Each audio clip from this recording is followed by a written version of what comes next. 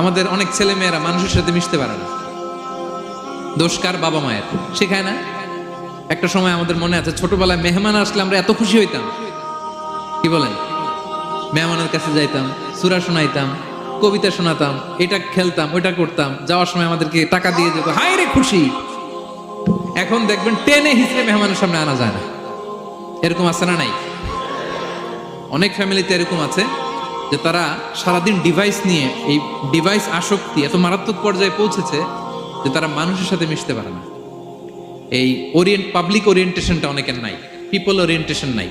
অনেক ছোট বাচ্চা, মেহমান আসছে, তুমি একটু আসো, সালাম দাও, বসো, আসতে চায় না, বসতে চায় না, কারণ ওরা শেখানো হয় না। সারাদিন দিয়ে রাখছে কি হাতে?